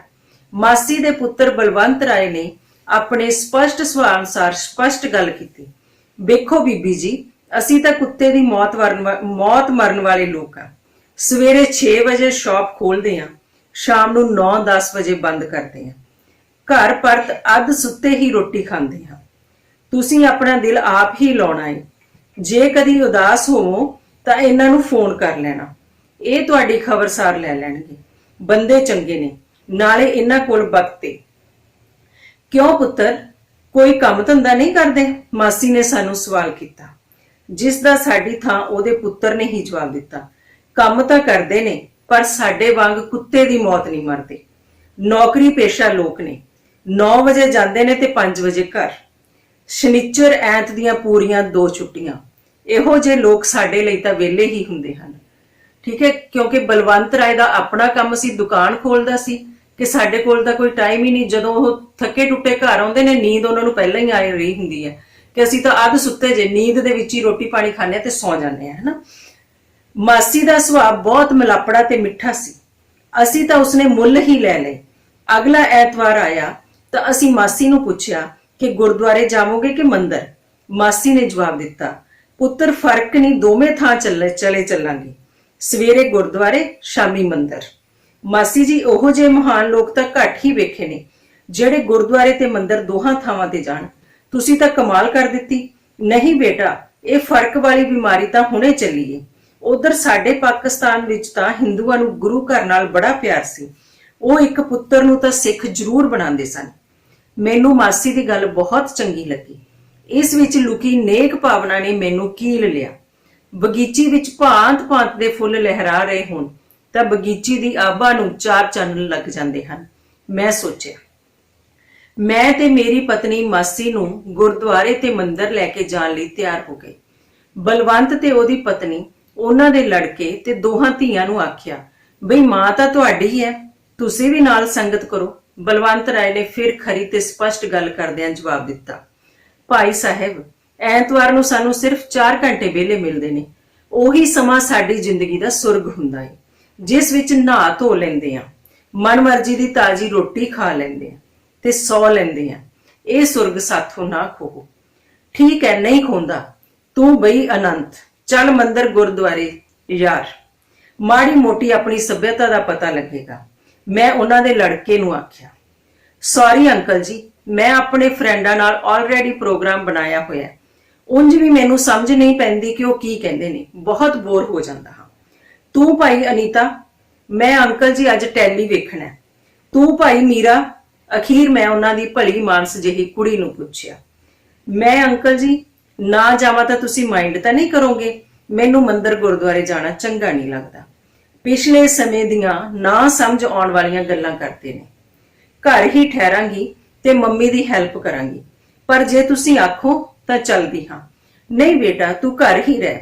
ਮਾਂ ਦੀ ਸੇਵਾ ਕਰਮਾਂ ਨਾਲ ਹੀ ਮਿਲਦੀ ਹੈ, ਪਰ ਜਿਹੜੇ ਘਰ ਵਿੱਚ ਮਾਂ-ਬਾਪ ਸਵੇਰੇ 6 ਵਜੇ ਤੋਂ ਰਾਤ ਦੇ 10 ਵਜੇ ਤੱਕ ਆਪਣੇ ਬੱਚਿਆਂ ਦਾ ਮੂੰਹ ਵੀ ਨਹੀਂ ਦੇਖਦੇ, ਉੱਥੇ ਖੈਰ ਕਰਮ ਤਾਂ ਕਿਸੇ ਦੇ ਕੀ ਚੰਗੇ ਹੋ ਸਕਦੇ ਨੇ। ਅੱਛਾ, ਸਤਿ ਸ੍ਰੀ ਅਕਾਲ ਤੇ ਨਮਸਤੇ, ਅਸੀਂ ਚੱਲੇ। ਇਹ ਸਿਲਸਿਲਾ ਕਈ ਹਫ਼ਤੇ ਜਾਰੀ ਰਿਹਾ। ਮਾਸੀ ਪੁਰਾਣੇ ਵੇਲਿਆਂ ਦੀ ਔਰਤ ਸੀ। ਪੁਰਾਣੇ ਸਮੇਂ ਦੀਆਂ ਔਰਤਾਂ ਵਿੱਚ ਇੱਕ ਚੀਜ਼ ਤਾਂ ਸਾਂਝੀ ਹੁੰਦੀ ਹੈ ਕਿ ਉਹ ਕਰਮ ਕਰਦੀਆਂ ਹਨ, ਸੋਚਦੀਆਂ ਅਤੇ ਝੂਰਦੀਆਂ ਨਹੀਂ। ਮਨ ਵਿੱਚ ਵਿਚਾਰ ਆਇਆ, ਨਹੀਂ ਤੇ ਉਹ ਉੱਠ ਕੇ ਤੁਰੀਆਂ ਨਹੀਂ। ਮਾਸੀ ਗੁਰਦੁਆਰੇ ਗਈ, ਮੱਥਾ ਟੇਕਿਆ, 2 ਬੋਲ ਬਾਣੀ ਦੇ ਸੁਣੇ, ਮੁੜ ਮੱਥਾ ਟੇਕਿਆ ਤੇ ਮੇਰੀ ਪਤਨੀ ਨੂੰ ਪੁੱਛਣ ਲੱਗੀ, ਲੰਗਰ ਕਿੱਧਰ ਹੈ ਧੀਏ? ਮੇਰੀ ਪਤਨੀ ਉਸ ਨੂੰ ਲੰਗਰ ਵਿੱਚ ਲੈ ਗਈ। ਮਾਸੀ ਨੇ ਐਪਰਨ ਬੰਨਿਆ ਤੇ ਰੋਟੀਆਂ ਪਕਾਉਣ ਲੱਗ ਪਈ। ਇਸ ਕਰਮ ਦਾ ਅਸਰ ਆਮ ਸੇਵਕਾਂ ਤੇ ਤਾਂ ਪੈਣਾ ਹੀ ਸੀ, ਪ੍ਰਧਾਨ ਤੇ ਵੀ ਪਿਆ। ਹਾਲਾਂਕਿ ਧਾਰਮਿਕ ਅਦਾਰਿਆਂ ਦੇ ਪ੍ਰਧਾਨਾਂ ਤੇ ਆਮ ਸੇਵਕਾਂ ਵੱਲੋਂ ਕੀਤੇ ਚੰਗੇ ਕਰਮਾਂ ਦਾ ਅਸਰ ਘੱਟ ਹੀ ਪੈਂਦਾ ਹੈ। ਉਸਨੇ ਵੀ ਮੈਨੂੰ ਵਾਰ-ਵਾਰ ਕਿਹਾ ਕਿ ਮਾਤਾ ਜੀ ਨੂੰ ਲੈ ਕੇ ਆਇਆ ਕਰੋ। ਇਹੋ ਜਿਹੀ ਸੇਵਾ ਭਾਵਨਾ ਵਾਲੇ ਜਿਉੜਿਆਂ ਸਦਕਾ ਹੀ ਗੁਰੂ ਘਰ ਆਬਾਦ ਨੇ। ਆਪਣੀ ਘਰ ਵਾਲੀ ਨੂੰ ਤਾਂ ਮੈਂ ਜਦੋਂ ਵੀ ਲੰਗਰ ਦੀ ਸੇਵਾ ਲਈ ਆਖਦਾ, ਉਹਦੇ ਉੱਲਾਂ ਉਠਾਉਂਦੀਆਂ ਨੇ। ਪ੍ਰਧਾਨ ਵੀ ਬਲਵੰਤ ਰਾਏ ਵਾਂਗ ਸਪਸ਼ਟ ਬੰਦਾ ਜਾਪਦਾ ਸੀ। ਇਸੇ ਤਰ੍ਹਾਂ ਮੰਦਰ ਵਿੱਚ ਮਾਸੀ ਨੇ ਭਜਨ ਗਾਏ ਤੇ ਧੂੜਾਂ ਪੱਟ ਦਿੱਤੀਆਂ। ਇੱਥੇ ਵੀ ਪ੍ਰਧਾਨ ਸਾਹਿਬ ਇੰਨੇ ਪ੍ਰਭਾਵਿਤ ਹੋਏ ਕਿ ਆਪ ਪੰਜਾਬੀ ਹੁੰਦਿਆਂ ਵੀ ਮੈਨੂੰ ਹਿੰਦੀ ਵਿੱਚ ਬੇਨਤੀ ਕੀਤੀ, ਅਰੇ ਭਾਈ, ਮਾਤਾ जी को हर वीक ले आया करो, अच्छे भजन गाने वाले तो मिलते ही नहीं। इन्हां सारियां गल्लां तो ਵੱਧ ਮਾਸੀ ਨੂੰ ਇੰਗਲੈਂਡ ਦੇ ਰਹਿਣ ਸਹਿਣ ਨੇ ਪ੍ਰਭਾਵਿਤ ਕੀਤਾ। ਬਸ ਮਹਾਪ੍ਰਸੰਨਤਾ ਦੇ ਵੇਗ ਵਿੱਚ ਇੰਗਲੈਂਡ ਦੀਆਂ ਸਿਫਤਾਂ ਤੇ ਇੰਡੀਆ ਦੀਆਂ ਕੁਸਿਫਤਾਂ ਕਰਦੀ ਰਹਿੰਦੀ। बेटा वेखण ते सुन विच बहुत फर्क है। जे सुरग किते होवेगा भी तो इंग्लैंड तो चंगेरा नहीं होवेगा। एयरपोर्ट ते उतरी तो इन्ने गोरे चिट्टे लोग ते इन्नी सफाई वेख मेरिया तो अखां चुंधिया गईयां। इन्नियां चौड़ियां ते साफ सुथरियां सड़कां भावें जीव नाल चट लवो, कोई हाਰਨ नहीं वजांदा। इंडिया च तां बसां ट्रक्कां वाले कन्नां दे पड़दे पाड़ दिंदे ने ते गंद तोबा तोबा। ਅੱਜ ਮੇਰਾ ਬਲਵੰਤ ਦੱਸਦਾ ਸੀ ਕਿ ਇਹਨਾਂ ਮੁਲਕਾਂ ਤੋਂ ਮੱਖਣ, ਦੁੱਧ ਤੇ ਪਨੀਰ ਸੰਭਾਲਿਆ ਨਹੀਂ ਜਾ ਰਿਹਾ, ਇਸ ਲਈ ਮੁਫਤ ਵੰਡਿਆ ਜਾ ਰਿਹਾ ਹੈ। ਮੈਂ ਤਾਂ ਆਨੀ ਆ ਕਿ ਸੁਰਗ ਵਿੱਚ ਵੀ ਇੰਨੀਆਂ ਨਿਯਮਤਾਂ ਨਹੀਂ ਹੋ ਸਕਦੀਆਂ। ਨਾਲੇ ਪੁੱਤਰ ਸੁਰਗ ਕਿਹੜਾ ਕਿਸੇ ਨੇ ਵੇਖਿਆ ਈ। ਵਾਹ ਵਾਹ, ਅੰਗਰੇਜ਼ ਨੇ ਐਵੇਂ ਤੇ ਨਹੀਂ ਨਾ ਦੁਨੀਆ ਤੇ ਰਾਜ ਕੀਤਾ। ਪਰ ਮਾਸੀ ਜੀ, ਅਸੀਂ ਤਾਂ ਮੱਖਣ ਦੀ ਥਾਂ ਮਾਰਜਰੀਨ ਖਾਂਦੇ ਆ ਕਿ ਮੋਟੇ ਨਾ ਹੋ ਜਾਈਏ। ਦੁੱਧ ਵੀ ਬਹੁਤ ਚਰਬੀ ਵਧਾਉਂਦਾ ਹੈ, ਇਸੇ ਲਈ ਘੱਟ ਕਰੀਮ ਵਾਲਾ ਦੁੱਧ ਪੀਂਦੇ ਆ, ਮੇਰੀ ਪਤਨੀ ਨੇ ਆਖਿਆ। ਮਾਸੀ ਮੇਰੀ ਪਤਨੀ ਨੂੰ ਝਈ ਲੈ ਕੇ ਪਈ। ਤਾਈਓ ਤਾਂ ਫਾਕੜ ਪਈ ਲੱਗਦੀ ਏ। ਦੁੱਧ ਮੱਖਣ ਤਾਂ ਰਿਸ਼ੀਆਂ ਮੁੰਨੀਆਂ ਤੇ ਮਹਾਰਾਜਿਆਂ ਦੀ ਖੁਰਾਕ ਸੀ, ਜਿਹੜੇ ਵੇਦ ਗ੍ਰੰਥ ਲਿਖਦੇ ਸਨ ਤੇ ਯੁੱਧ ਕਰਦੇ ਸਨ। ਨਾ ਮੇਰੀ ਧੀ, ਖਾਇਆ ਪੀਆ ਕਰ। ਇਹ ਜਿਹੜੀਆਂ ਤੇਰੇ ਮੋਢਿਆਂ ਤੇ ਤ੍ਰਿਕਲ 'ਚ ਪੀੜਾ ਰਹਿੰਦੀਆਂ ਨੇ ਨਾ, ਜੇ ਦਿਨਾਂ ਵਿੱਚ ਨਾ ਚੱਕੀਆਂ ਜਾਣ ਤਾਂ ਮੈਨੂੰ ਫੜ ਲਵੀਂ। ਉਹ ਤਾਂ ਠੀਕ ਹੈ ਮਾਸੀ ਜੀ, ਪਰ ਵੇਖੋ ਮੌਸਮ ਕਿੰਨਾ ਭੈੜਾ ਰਹਿੰਦਾ ਹੈ। ਸਾਰਾ ਦਿਨ ਕਹਿੰਦੀਆਂ ਵਾਂਗ ਅੰਦਰ ਤਾੜੇ ਰਹੀਦਾ ਏ। ਮੈਂ ਆਖਿਆ। ਮਾਸੀ ਨੂੰ ਮੇਰੀ ਗੱਲ ਬਹੁਤ ਬੁਰੀ ਲੱਗੀ। ਬੋਲੀ, ਕੀ ਹੋਇਆ ਇਹ ਮੌਸਮ ਨੂੰ? ਗਰਮੀ ਦਾ ਤਾਂ ਨਾਂ ਨਿਸ਼ਾਨ ਨਹੀਂ ਇੱਥੇ। ਇੰਡੀਆ ਦੀ ਗਰਮੀ ਸ਼ਾਇਦ ਤੁਸੀਂ ਭੁੱਲ ਗਏ ਹੋ। ਤੋਬਾ ਮੇਰੇ ਰਾਮ, ਇਨਸਾਨ ਸੁੱਕ ਕੇ ਕਾਲਾ ਭੂਤ ਬਣ ਜਾਂਦਾ ਏ। ਸਰਦੀਆਂ ਵਿੱਚ ਹਮੇਸ਼ਾ ਵਿਆਹੀਆਂ ਫਟੀਆਂ ਰਹਿੰਦੀਆਂ ਨੇ। ਅੱਧੀ ਰਾਤ ਤੀਕਰ ਢਿੱਡ 'ਚ ਗੋਡੇ ਲੈ ਕੇ ਪੈਂਦੇ ਆ, ਤਾਂ ਕਿਤੇ ਜਾ ਕੇ ਪੈਰ ਜਰਾ ਗਰਮ ਹੁੰਦੇ ਨੇ। ਜਰਾ ਬਰਸਾਤਾਂ ਲੱਗ ਜਾਣ ਤਾਂ ਚਿੱਕੜ ਹੀ ਚਿੱਕੜ। ਮੱਛਰ ਇੰਨੇ ਕਿ ਹੁਣ ਇੰਡੀਆ ਵਿੱਚ ਘਰ ਘਰ ਮਲੇਰੀਆ ਦੇ ਰੋਗੀ ਪਏ ਰਹਿੰਦੇ ਨੇ। ਅੰਦਰ ਕਿਉਂ ਤਾੜੇ ਰਹੋ? ਇੰਨੇ ਸੋਹਣੇ ਮਕਾਨ, ਗਲੀਚੇ, 24 ਘੰਟੇ ਗਰਮ ਪਾਣੀ, ਭਾਵੇਂ ਚਵੱਚੇ ਭਰ ਨਹਾਵੋ, ਗੈਸ ਦੇ ਹੀਟਰ ਤੇ ਕੁੱਕਰ, ਟੈਲੀਵਿਜ਼ਨ, ਵੀਡੀਓ ਤੇ ਕਮਰੇ ਕਮਰੇ ਵਿੱਚ ਟੇਪ ਰਿਕਾਰਡਾਂ, ਬਾਹਰ ਕਾਰਾਂ। ਵਹਿਸ਼ਤ ਵੀ ਇਹੋ ਜਿਹੇ ਸੁੱਖ ਨਹੀਂ ਜੇ ਹੋਣੇ। ਸ਼ੁਕਰ ਕਰ ਪੁੱਤਰ, ਸ਼ੁਕਰ। ਜੇ ਇੰਡੀਆ 'ਚ ਹੁੰਦਾ ਤਾਂ ਮਸਾਂ ਕਿਤੇ ਸਕੂਟਰੀ ਜੁੜਨੀ ਸੀ, ਉਹ ਵੀ ਜੇ ਦੋਵੇਂ ਕੰਮ ਕਰਦੇ ਹੁੰਦੇ। ਜਦੋਂ ਦੀ ਮਾਸੀ ਇੰਗਲੈਂਡ ਆਈ ਸੀ, ਹੋਰ ਦੀ ਹੋਰ ਹੀ ਹੋ ਗਈ ਸੀ। ਉਹ ਇੰਗਲੈਂਡ ਦੀ ਇੱਥੋਂ ਤੀਕ ਦੀਵਾਨੀ ਹੋ ਗਈ ਕਿ ਇੱਕ ਦਿਨ ਮੈਨੂੰ ਤੇ ਮੇਰੀ ਪਤਨੀ ਨੂੰ ਆਖਣ ਲੱਗੀ, ਬੇਟਾ ਮੈਂ ਤਾਂ ਬਲਵੰਤ ਨੂੰ ਆਖਣ ਲੱਗੀ, ਜਰਾ ਝਿਜਕਦੀ ਆ, ਤੁਸੀਂ ਮੌਕਾ ਵੇਖ ਕੇ ਗੱਲ ਕਰਨਾ। ਜੇ ਉਹ ਮੈਨੂੰ ਪੱਕੇ ਤੌਰ ਤੇ ਇੱਥੇ ਰੱਖ ਲਵੇ ਤਾਂ ਮੇਰੀ ਵੀ ਅੰਤਲੀ ਉਮਰ ਸੁਰਗ ਵਿੱਚ ਕੱਟੀ ਜਾਵੇਗੀ। ਜਦੋਂ ਵਾਪਸ ਜਾਣ ਦਾ ਖਿਆਲ ਆਉਂਦਾ ਏ ਤਾਂ ਹੌਲ ਪੈਣ ਲੱਗ ਜਾਂਦਾ ਏ। ਫਿਰ ਹੌਲੀ ਹੌਲੀ ਉਹਦੇ ਬਾਊ ਜੀ ਵੀ ਆ ਜਾਣਗੇ। ਸਾਡਾ ਦੋਹਾਂ ਦਾ ਜਹਾਨ ਤੇ ਆਣਾ ਸੁਫਲਾ ਹੋ ਜਾਵੇਗਾ। ਪਰਮਾਤਮਾ ਤੁਹਾਨੂੰ ਭਾਗ ਲਾਵੇ। ਇੱਕ ਦਿਨ ਮੈਂ ਬਿਮਾਰ ਹੋ ਗਿਆ ਤੇ ਘਰ ਵਿੱਚ ਇਕੱਲਾ ਪਿਆ ਪਿਆ ਅੱਕ ਗਿਆ। ਮਾਸੀ ਨੂੰ ਫੋਨ ਕੀਤਾ ਕਿ ਜੇ ਸੰਭਵ ਹੋਵੇ ਤਾਂ ਆ ਜਾਵੇ। ਮਾਸੀ ਜਿੱਥੇ ਖਲੋਤੀ ਸੀ ਉੱਥੋਂ ਹੀ ਆ ਗਈ। ਬੜੇ ਫਿਕਰ ਨਾਲ ਪੁੱਛਣ ਲੱਗੀ, ਕੀ ਗੱਲ ਬੇਟਾ, ਠੀਕ ਤਾਂ ਹੋ? ਮਾਸੀ ਜੀ ਬੁਖਾਰ ਸੀ ਜਰਾ। ਮੈਂ ਆਖਿਆ ਚਲੋ ਛੁੱਟੀ ਹੀ ਲੈ ਲੈਂਦੇ ਆ, ਪਰ ਇਹ ਮੜੀਆਂ ਵਰਗੀ ਚੁੱਪ ਖਾਣ ਨੂੰ ਆਉਂਦੀ ਹੈ। ਕੀ ਜ਼ਿੰਦਗੀ ਹੈ। 7 ਸਾਲ ਇਸ ਮਕਾਨ ਵਿੱਚ ਰਹਿੰਦਿਆਂ ਹੋ ਗਏ, ਪਰ ਕਦੇ ਕੋਈ ਗੁਆਂਢੀ ਸਾਡੇ ਘਰ ਨਹੀਂ ਆਇਆ। ਉਸ ਮੁਲਕ ਵਿੱਚ ਰਹਿਣ ਦਾ ਕੀ ਹੱਜ ਹੈ ਜਿੱਥੇ 100 ਚੋਂ 95 ਬੰਦੇ ਤੁਹਾਨੂੰ ਜਾਣਦੇ ਹੀ ਨਾ ਹੋਣ। ਜ਼ਾਹਰ ਹੈ ਕਿ ਮਾਸੀ ਨੂੰ ਮੇਰੀ ਗੱਲ ਪਸੰਦ ਨਹੀਂ ਸੀ ਆਉਣੀ ਤੇ ਨਾ ਹੀ ਆਈ। ਉਹ ਬਹੁਤ ਪਿਆਰ ਪਰ ਬਹੁਤ ਹੀ ਦ੍ਰਿੜਤਾ ਨਾਲ ਬੋਲੀ, ਵੇਖ ਬੇਟਾ, ਉਂਝ ਤਾਂ ਤੇਰੀ ਮਰਜ਼ੀ ਏ, ਪਰ ਤੂੰ ਮੜੀਆਂ ਸਿਵਿਆਂ ਵਰਗੇ ਕੁਲੈਣੇ ਤੇ ਨਹਿਸ਼ ਬੋਲ ਨਾ ਬੋਲਿਆ ਕਰ। ਤੇਰੀ ਘਰਵਾਲੀ, ਤੇਰਾ ਪੁੱਤ, ਤੇਰੀ ਨੂੰਹ, ਤੇਰੀ ਧੀ, ਵੇਖ ਕਿੰਨਾ ਖੁਸ਼ ਪਰਿਵਾਰ ਏ ਤੇਰਾ। ਸਭ ਤੋਂ ਵੱਡੀ ਗੱਲ ਇਹ ਕਿ ਇੰਗਲੈਂਡ ਵਰਗੇ ਸੁਰਗ 'ਚ ਬੈਠਾ ਏ। 100 ਵਾਰ ਧਰਤੀ ਨਮਸਕਾਰ ਪੁੱਤਰ। ਜਿੱਥੇ ਤੀਕ ਲੋਕਾਂ ਦੀ ਗੱਲ ਏ, ਇੰਡੀਆ ਵੀ ਲੋਕ ਹੁਣ ਪਹਿਲਾਂ ਵਾਂਗ ਮਿਲਣਸਾਰ ਨਹੀਂ ਰਹੇ। ਚੰਡੀਗੜ੍ਹ ਵਰਗੇ ਸ਼ਹਿਰਾਂ ਵਿੱਚ ਵੀ ਇੱਕ ਗੁਆਂਢੀ ਦੇ ਦੂਜੇ ਗੁਆਂਢੀ ਨਾਲ ਕੋਈ ਸਾਂਝ ਨਹੀਂ ਰਹੀ। ਸਾਰੇ ਅੱਗ ਲੱਗੀ ਵਾਂਗ ਫਿਰਦੇ ਨੇ। ਇੱਥੇ ਪੁੱਤਰ ਬੜੀਆਂ ਬਹਾਰਾਂ ਨੇ। ਅਖਰੋਟ ਜਿੱਡੀ ਤਾਂ ਬਦਾਮ ਦੀ ਗਿਰੀ ਏ ਇੱਥੇ। ਕਾਜੂ, ਲੌਂਗ, ਲਾਚੀਆਂ ਕਿਵੇਂ ਰੁਲਦੇ ਫਿਰਦੇ ਨੇ। ਨਾ ਮੇਰਾ ਪੁੱਤਰ, ਮੜੀਆਂ ਵਰਗੇ ਬੋਲਣਾ ਬੋਲਿਆ ਕਰ। ਪਰ ਅੱਜ ਮਾਸੀ ਨੂੰ ਕੀ ਹੋ ਗਿਆ ਸੀ? ਉਹ ਤੇ ਉਦਾਸ ਜਾਪ ਰਹੀ ਸੀ। ਮੈਂ ਹੁਣ ਤੁਰਿਆ ਜਾ ਰਿਹਾ ਸਾਂ ਅਤੇ ਮਾਸੀ ਦੇ ਘਰ ਤੋਂ ਬਹੁਤ ਦੂਰ ਨਹੀਂ ਸਾਂ। ਹਾਈ ਐਸ਼ ਵਿੱਚੋਂ ਲਿੰਟਰ ਰੋਡ ਤੇ ਪੈ ਗਿਆ ਸੀ। ਕਿਣਮਿਣ ਹੋ ਰਹੀ ਸੀ। ਹਲਕੀ ਹਲਕੀ ਧੁੰਦ ਦੀ ਚਾਦਰ ਦੀ ਝੁੰਬ ਮਾਰੀ। ਮਕਾਨਾਂ ਦੀਆਂ ਕਤਾਰਾਂ ਇੰਜ ਖਲੋਤੀਆਂ ਸਨ ਜਿਵੇਂ ਕਿਸੇ ਆਦਮਖੋਰ ਦਿਓ ਦਾ ਪਹਿਰਾ ਹੋਵੇ। ਸਿਰਫ ਘਰ ਖਲੋਤੇ ਸਨ, ਬੰਦੇ ਦੀ ਜਾਤ ਤੀਕ ਨਜ਼ਰ ਨਹੀਂ ਸੀ ਆ ਰਹੀ। ਇੰਨੇ ਸੋਹਣੇ ਘਰ ਬੰਦੇ ਦੀ ਜਾਤ ਬਿਨਾ ਕਿੰਨੇ ਭਿਆਨਕ ਲੱਗ ਰਹੇ ਸਨ। ਕਾਲੀ ਛੱਤ ਦੀ ਟੀਸੀ ਤੇ ਇੱਕ ਕਾਲੇ ਪੰਛੀ ਨੇ ਧੌਣ ਚੁੱਕੀ। ਤੇ ਉੱਡ ਗਿਆ। ਚੁੱਪ ਹੋਰ ਵੀ ਭਿਆਨਕ ਹੋ ਗਈ। ਮੈਂ ਘੰਟੀ ਵਜਾਈ ਤਾਂ ਮਾਸੀ ਨੇ ਇੱਕਦਮ ਬੂਹਾ ਖੋਲ ਦਿੱਤਾ, ਜਿਵੇਂ ਮੈਨੂੰ ਹੀ ਉਡੀਕ ਰਹੀ ਹੋਵੇ। ਮੈਂ ਪੈਰਾਂ ਵੱਲ ਝੁਕਿਆ ਤੇ ਉਸਨੇ ਮੇਰਾ ਸਿਰ ਪਲੋਸਿਆ, ਪਰ ਮੇਰੇ ਸਿਰ ਤੇ ਜਿਹੜਾ ਹੱਥ ਟਿਕਿਆ ਉਸ ਵਿੱਚ ਨਾ ਹੀ ਪਹਿਲਾਂ ਵਰਗੀ ਜਾਨ ਸੀ, ਨਾ ਹੀ ਨਿੱਘ ਤੇ ਨਾ ਹੀ ਥਰਥਰਾਹਟ। ਬਿਲਕੁਲ ਜਿਵੇਂ ਕਿਸੇ ਨੇ ਮਰੀ ਹੋਈ ਚੀਜ਼ ਹੌਲੀ ਦੇਣੇ ਮੇਰੇ ਸਿਰ ਤੇ ਰੱਖ ਦਿੱਤੀ ਹੋਵੇ। ਮਾਸੀ ਜੀ, ਕੀ ਗੱਲ ਬੁਝੇ ਲੱਗਦੇ ਹੋ? ਬਸ ਉਸਦੇ ਦੀਦਿਆਂ ਨੂੰ ਜਿਵੇਂ ਬੋਲਾਂ ਦੀ ਹੀ ਉਡੀਕ ਸੀ। ਭੁੱਬਾ ਮਾਰ ਰੋਣ ਲੱਗ ਪਈ। ਮੈਂ ਨੇੜੇ ਹੋ ਗਲਵੱਕੜੀ ਪਾਉਂਦਿਆਂ ਆਖਿਆ, ਮਾਸੀ ਜੀ ਆਏ ਨਾ ਕਰੋ, ਮੈਨੂੰ ਦੱਸੋ ਕੀ ਗੱਲ ਹੈ, ਤੁਹਾਡੀ ਹਰ ਤਕਲੀਫ ਦੂਰ ਕਰਨ ਦੀ ਕੋਸ਼ਿਸ਼ ਕਰਾਂਗੇ। ਸੈਟੀ ਤੇ ਬਹਿ ਮਾਸੀ ਨੇ ਮੇਰੇ ਅੱਗੇ ਇੰਜ ਹੱਥ ਜੋੜੇ ਜਿਵੇਂ ਉਸਨੇ ਕੋਈ ਬਹੁਤ ਵੱਡੀ ਸੁੱਖ ਸੁੱਖਣੀ ਹੋਵੇ ਤੇ ਮੈਂ ਉਸਦੀ ਸੁੱਖ ਪੂਰੀ ਕਰ ਸਕਦਾ ਹਾਂ। ਮੈਂ ਬੜਾ ਸ਼ਰਮਿੰਦਾ ਹੋ ਉਸਦੇ ਜੁੜੇ ਹੋਏ ਹੱਥ ਖੋਲ ਦਿੱਤੇ ਤੇ ਮਾਸੀ ਨੇ ਆਖਿਆ, ਪੁੱਤਰ ਤੂੰ ਰਹਿੰਦੀ ਦੁਨੀਆ ਤੀਕ ਜੀਵੇਂ, ਤੇਰੀ ਭਾਗਵਾਨ ਤੇਰੇ ਬੱਚੇ ਜੀਣ, ਮੇਰੇ ਤੇ ਇੱਕ ਅਹਿਸਾਨ ਕਰ। ਬਲਵੰਤ ਨੂੰ ਆਖ ਕਿ ਮੈਨੂੰ ਛੇਤੀ ਤੋਂ ਛੇਤੀ ਇੰਡੀਆ ਭੇਜ ਦੇਵੇ। ਇੰਜ ਆਖ ਮਾਸੀ ਮੁੜ ਜ਼ਾਰ ਰੋਣ ਲੱਗ ਪਈ। ਮੈਂ ਤਾਂ ਜਿਵੇਂ ਚਕਰਾ ਹੀ ਗਿਆ ਤੇ ਆਖਿਆ, ਹੈ ਤੁਸੀਂ ਤੇ ਇੰਡੀਆ, ਤੁਸੀਂ ਤਾਂ ਇੰਗਲੈਂਡ ਦੀਆਂ ਦਾਤਾਂ ਦੇ ਗੁਣ ਗਾਉਂਦੇ ਨਹੀਂ ਸੀ ਥੱਕਦੇ, ਤੁਸੀਂ ਤਾਂ ਬਾਊਜੀ ਨੂੰ ਵੀ ਬੁਲਾ ਪੱਕੇ ਤੌਰ ਤੇ ਇੱਥੇ ਰਹਿਣਾ ਚਾਹੁੰਦੇ ਸੀ। ਕੀ ਗੱਲ ਬਲਵੰਤ, ਤੁਹਾਡੀ ਨੂੰਹ ਜਾਂ ਬੱਚਿਆਂ ਨੇ ਤਾਂ ਨਹੀਂ ਕੁਝ ਆਖਿਆ ਤੁਹਾਨੂੰ? ਮਾਸੀ ਜਰਾ ਸੰਭਲੀ ਤੇ ਬੋਲੀ, ਪੁੱਤਰ ਦੁੱਖ ਤਾਂ ਇਹੀ ਏ, ਇੱਥੇ ਕੋਈ ਕਿਸੇ ਨੂੰ ਕੁਝ ਨਹੀਂ ਕਹਿੰਦਾ।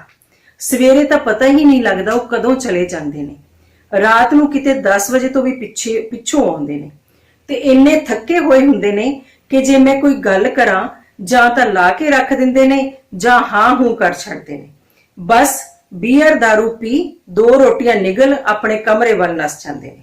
ਮੈਂ ਆਖਣੀ ਹੈ, ਬੰਤ ਬੇਟਾ ਆ ਇੰਡੀਆ ਤੋਂ ਤੇਰੇ ਬਾਊ ਜੀ ਦੀ ਚਿੱਠੀ ਆਈ ਹੈ, ਨਾਲੇ ਤੇਰੀ ਭੈਣ ਦੀ ਵੀ। ਬਸ ਬੇਦਿਲੀ ਜੀ ਨਾਲ ਆਖ ਦੇਵੇਗਾ, ਬੀਬੀ ਤੂੰ ਹੀ ਜਵਾਬ ਦੇ ਦੇਵੀਂ, ਮੇਰੇ ਕੋਲ ਪੜਨ ਦਾ ਵਕਤ ਨਹੀਂ ਹੈ। ਤੁਸੀਂ ਮਾਸੀ ਜੀ ਆਪ ਦੀ ਨੂੰਹ ਨਾਲ ਗੱਲਬਾਤ ਕਰਿਆ ਕਰੋ, ਉਹਦੇ ਨਾਲ ਦੁਕਾਨ ਤੇ ਚਲੇ ਜਾਇਆ ਕਰੋ। ਔਰਤਾਂ ਨਾਲ ਔਰਤਾਂ ਦੀ ਬੜੀ ਸਾਂਝ ਹੁੰਦੀ ਹੈ। ਮੈਂ ਮਾਸੀ ਨੂੰ ਇਸ ਭਾਵ ਸਾਗਰ ਚੋਂ ਕੱਢਣ ਲਈ ਸੁਝਾਅ ਦਿੱਤਾ। ਮਾਸੀ ਹੱਸੀ, ਉਦਾਸ ਤੇ ਵਿਅੰਗਮਈ ਹਾਸਾ, ਤੇ ਆਖਣ ਲੱਗੀ, ਵੇਖ ਪੁੱਤਰ ਗੱਲ ਕੀਤੀ ਦੂਰ ਚਲੀ ਜਾਂਦੀ ਹੈ। ਇਹ ਕੋਈ ਨੋਹ ਏ, ਇਸ ਦੀ ਸਿਰਫ ਸ਼ਕਲ ਹੀ ਇੰਡੀਆ ਨੇ, ਬਾਕੀ ਸਭ ਕੁਝ ਗੋਰੀਆਂ ਤੋਂ ਵੀ ਭੈੜਾ ਏ। ਇਹਨੇ ਕਦੀ ਮੇਰੇ ਪੈਰਾਂ ਨੂੰ ਹੱਥ ਨਹੀਂ ਲਾਇਆ, ਕਦੀ ਨਹੀਂ ਆਖਿਆ ਕਿ ਬੀਬੀ ਕੋਈ ਆਪਣੀ ਸੱਭਿਅਤਾ ਜਾਂ ਮਾਣ ਮਰਿਆਦਾ ਬਾਰੇ ਗੱਲ ਸੁਣਾਓ।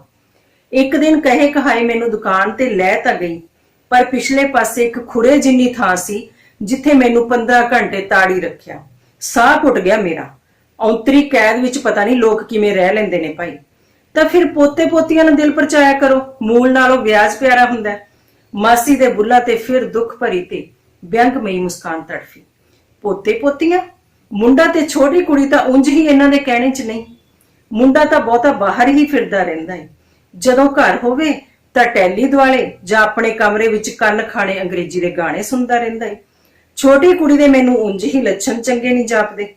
ਕਈ ਵਾਰ ਮੈਂ ਇੱਕ ਭੈੜੇ ਜਿਹੇ ਵਾਲਾਂ ਵਾਲੇ ਮੁੰਡੇ ਨੂੰ ਉਹਦੇ ਨਾਲ ਗੇਟ ਤੀਕ ਆਉਂਦੇ ਵੇਖਿਆ।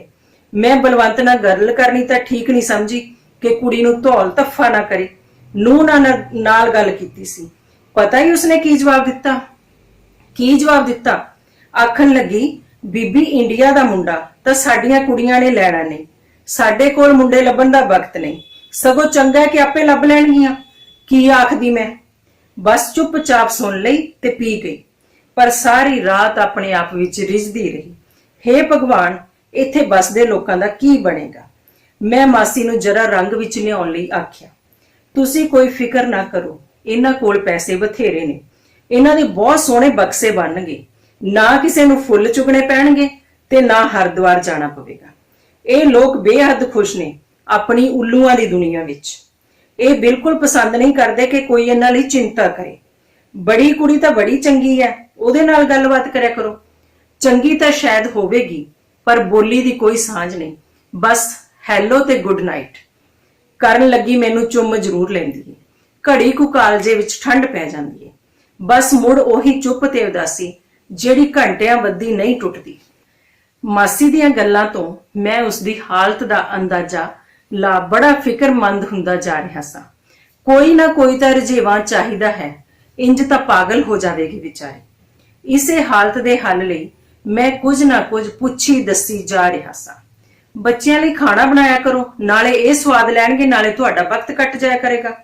मासी डाढे दुख नाल बोली, 5 जणियां दे 50 राह ने, कोई किसी नूं खेचल ही नहीं दिंदा। इंडिया विच सवेरे शाम नियाणिਆਂ ने आसमान सिर ते चुक्या हुंदा है कि माता जी मैं परौंठी खानी है, माता जी मैं गोभी नाल फुलका खाना है, माता जी मैं चाह पीनी है, माता जी मैं दुध विच पत्ती पा के पीनी है।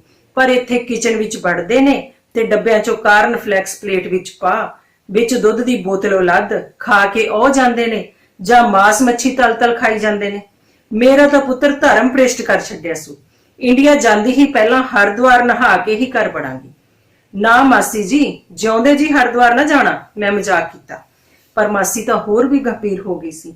ਅਤ ਨਿਮਰਤਾ ਨਾਲ ਬੋਲੀ, ਪੁੱਤਰ ਜੇ ਤੂੰ ਮੈਨੂੰ ਇੰਡੀਆ ਘਲਾਉਣ 'ਚ ਮੇਰੀ ਮਦਦ ਕਰੇ ਤਾਂ ਮੈਂ ਤੇਰਾ ਅਹਿਸਾਨ ਉਮਰ ਭਰ ਨਹੀਂ ਭੁੱਲਾਂਗੀ, नहीं तो मैं घुट घुट के मर जावांगी। आख ओह मुड़ जार जार रोन लग पे। मैं मासी दियां अखां पूंजियां, ओदियां अखां विच तां सूरज मरिया पिया सी। मेरियां अपनियां अखां भर आईयां। तसल्ली दिंदियां आख्या, मासी जी कोई फिकर ना करो, हुण तुहानू इंडिया जाना ही चाहिए, नहीं तां तुहानू इह मड़ियां वर्गी इह कल निगल जावेगी। मैं मासी नू अखां पूंजण लई टिशू फड़ाया। मेरे वल्लों दरसाई हमदर्दी ते तसल्ली नाल मासी जरा संभल गई ते अपने आप विच आउंदी आखण लगी, पुत्तर मैं तां आप मर के वेख लिया है, ये तां मड़ियां तो भी दूर दी कोई शै है। मड़ियां विच तां फिर भी चढ़दी धुप आंदी है, बाह वगदी है, पंछी चहकदे ने। हाँ जी बच्चे, ये सी कहानी कि मासी पहला किन्नी खुश सी, उत्थों आउणा नहीं सी चाहुंदी, पर अखीर दे विच ओह अपने इकल्लेपन तो इन्नी तंग आ गई कि वह चाहती सी कि मैनू वापस भेजा जाए। तो ये करते हैं प्रश्न। मड़ियां तो दूर कहानी का सार अपने शब्दों में लिखो। बच्चे ऑलरेडी मैं पहले ही दस चुकी हाँ, उस सार दे विच तुसी सारा लिख सकते हैं। अगला प्रश्न है बच्चे, विदेशों आए बलवंत राय नूं उसकी मां की कहती है। विदेशों आए बलवंत राय नूं उसकी मां कहती है कि लोकां दियां मावां ने जिहड़ियां वो किन्ने वार इंग्लैंड जा चुकियां ने अपने बच्चों कोले, पर तैनू 25 साल हो गए होए नूं तू अपने बच्चों का ते अपनी घरवाली दा ही बन के रह गया कि तू मैनू एक बार भी इंग्लैंड नहीं लैके गया। अगला प्रश्न है बच्चे, लेखक दी मासी दा सुभाव किहो जिहा है। लेखक दी मासी दा सुभाव बहुत ही वधिया, मलापड़ा सुभाव है, वो हर एक नूं अपने बच्चों की तरह समझदी है। अगला प्रश्न है बच्चे, विदेश विच रहिंदे भारतीय बच्चों का अपने मापियां प्रति किहो जिहा वतीरा है, कि उन्हां दी कोई गल नहीं सुनते, आपो अपनी मतलब कि सारे करते ने, आपो अपने विच मगन ने, अपना खाना पीना रहना, कदे टैलीविजन देख लिया, अपने फ्रेंड्स दे नाल घूमना, तां उन्हां दा वतीरा जिहड़ा अपने मापियां प्रति जिहड़ा है रुखा वतीरा, उन्ने प्यार वाला जां सत्कार वाला वतीरा नहीं है। अगला प्रश्न है बच्चे, मासी वालों अजिही किहड़ी गल कही गई जिसने लेखक नूं कील लिया।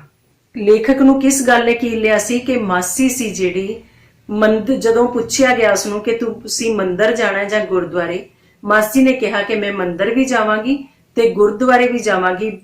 दोनों धर्मां दा सत्कार देख के जिहड़ा सी कहानीकार कीलिया गया।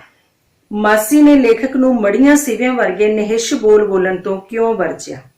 क्यों वरजिया सी? क्योंकि इंग्लैंड का जिहड़ा वातावरण सी, खाण पीण की कोई कमी नहीं सी, सारे लोग मतलब कारां ते जांदे आउंदे सीगे, ते वो कह रही है कि जे मतलब कि तुसी इंडिया हुंदे तां तुसी स्कूटरी भी नहीं सी खरीद सकने। तां उसने कहा कि जिथे तुसी रह रहे हो बहुत वधिया जगह ते रह रहे हो, सारे वधिया खांदे पींदे हैं, है ना, खाण पीण की कोई तोड़ नहीं, तां इस करके उसने कहा सी कि इसलिए तू मड़ियां वर्गे निहिश जिहड़े बोल ने वो क्यों बोल रहे हैं। अगला हैगा बच्चे, मैं आखनी है बंत बेटा, आ इंडिया तो तेरे बाऊ जी की चिट्ठी आई है, नाले तेरी भैन दी भी। मासी ने शब्द लेखक नूं क्यों कही। मासी ने यह शब्द लेखक नूं क्यों कहे सी, क्योंकि जदों उसने अपने पुत्र नूं कहा कि तेरे बाऊ जी दी ते तेरी भैन दी चिट्ठी आई है तो उसनूं पढ़ लै, तो उसदे कोल पढ़न दा भी टाइम नहीं सी। तो उसने की कहा सी बलवंत ने कि तुसी ही बीजी इसका जवाब दे दो, कि उसने मतलब की है उहदे विचों मोह प्यार है जिहड़ा बिल्कुल खत्म हो चुका है। मोह प्यार क्यों खत्म हो गया? क्योंकि उसको टाइम ही नहीं है, वो थक ही इन्ना जाता है ਕਿ ਉਹ ਘਰ ਆਉਂਦੇ ਹੀ ਸੌਂ ਜਾਂਦਾ ਹੈ, ਆਪਣੇ ਕੰਮ ਤੋਂ ਹੀ ਖਿਜਿਆ ਰਹਿੰਦਾ ਹੈ। ਅਗਲਾ ਪ੍ਰਸ਼ਨ ਹੈ ਬੱਚੇ, ਮਾਸੀ ਇੰਗਲੈਂਡ ਤੋਂ ਇੰਡੀਆ ਨੂੰ ਮੁੜ ਕਿਉਂ ਪਰਤ ਆਉਣਾ ਚਾਹੁੰਦੀ ਹੈ? ਇੰਗਲੈਂਡ ਤੋਂ ਇੰਡੀਆ ਨੂੰ ਕਿਉਂ ਪਰਤ ਆਉਣਾ ਚਾਹੁੰਦੀ ਹੈ? ਕਿਉਂਕਿ ਇਕੱਲੇਪਣ ਦਾ ਜਿਹੜਾ ਸੰਤਾਪ ਸੀ ਉਹ ਭੋਗ ਰਹੀ ਸੀ, ਉਸਨੂੰ ਇਕੱਲਤਾ ਸੀ ਜਿਹੜੀ ਵੱਡ ਕੇ ਖਾ ਰਹੀ ਸੀ, ਇਸ ਕਰਕੇ ਉਹ ਇੰਗਲੈਂਡ ਤੋਂ ਇੰਡੀਆ ਵਾਪਸ ਆਉਣਾ ਚਾਹੁੰਦੀ ਹੈ। ਇਹ ਪ੍ਰਸ਼ਨ ਸੀ ਬੱਚੇ। ਉਸ ਤੋਂ ਬਿਨਾਂ ਤੁਹਾਡੇ ਲਈ ਪ੍ਰਸ਼ਨ ਇਸ ਦੇ ਵਿੱਚ ਉਸਦੇ ਬਲਵੰਤ ਰਾਏ ਦੇ ਪੁੱਤਰ ਤੇ ਧੀਆਂ ਦੇ ਨਾਂ ਲਿਖੋ, ਕਮੈਂਟ ਦੇ ਵਿੱਚ ਲਿਖ ਕੇ ਮੈਨੂੰ ਦੱਸਣਾ। ਤੇ ਮਾਸੀ ਜਦੋਂ ਗੁਰਦੁਆਰੇ ਜਾਂਦੀ ਹੈ ਤਾਂ ਉਸਨੇ ਉੱਥੇ ਕੀ ਕੀਤਾ? ਤੀਸਰਾ ਪ੍ਰਸ਼ਨ ਹੈ, ਮਾਸੀ ਨੇ ਮੰਦਿਰ ਵਿੱਚ ਜਾ ਕੇ ਕੀ ਗਾਇਆ? ਚੌਥਾ ਪ੍ਰਸ਼ਨ ਹੈ, ਜਦੋਂ ਮਾਸੀ ਨੇ ਪੰਜਾਬ ਬਾਰੇ ਮਤਲਬ ਪੰਜਾਬ ਦੇ ਬੱਚਿਆਂ ਬਾਰੇ ਕੀ ਕਿਹਾ? ਆਪਣੇ ਪੋਤੇ ਪੋਤੀਆਂ ਜੋ ਪੰਜਾਬ ਦੇ ਵਿੱਚ ਸੀ ਉਹਨਾਂ ਦੇ ਬਾਰੇ ਦੇ ਵਿੱਚ ਕੀ ਕਿਹਾ? ਇਹ ਪ੍ਰਸ਼ਨਾਂ ਦੇ ਉੱਤਰ ਤੁਸੀਂ ਮੈਨੂੰ ਕਮੈਂਟ ਬਾਕਸ ਦੇ ਵਿੱਚ ਲਿਖਣੇ ਨੇ। ਉਮੀਦ ਹੈ ਤੁਹਾਨੂੰ ਇਹ ਕਹਾਣੀ ਹੈ ਜਿਹੜੀ ਚੰਗੀ ਲੱਗੀ ਹੋਏਗੀ। ਇਸ ਨੂੰ ਵੱਧ ਤੋਂ ਵੱਧ ਲਾਈਕ ਤੇ ਸ਼ੇਅਰ ਕਰਨਾ, ਤੇ ਜੇਕਰ ਅਜੇ ਤੱਕ ਮੇਰੇ ਚੈਨਲ ਨੂੰ ਸਬਸਕ੍ਰਾਈਬ ਨਹੀਂ ਕੀਤਾ ਉਸ ਨੂੰ ਸਬਸਕ੍ਰਾਈਬ ਕਰ ਲੈਣਾ, ਤੇ ਬੈਲ ਆਈਕਨ ਵਾਲਾ ਬਟਨ ਹੈ ਜਿਹੜਾ ਉਸ ਨੂੰ ਜ਼ਰੂਰ ਪ੍ਰੈਸ ਕਰਨਾ ਤਾਂ ਜੋ ਆਉਣ ਵਾਲੀਆਂ ਵੀਡੀਓਜ਼ ਦੀ ਨੋਟੀਫਿਕੇਸ਼ਨ ਤੁਹਾਨੂੰ ਮਿਲ ਸਕੇ। ਧੰਨਵਾਦ ਪਿਆਰੇ ਬੱਚਿਓ।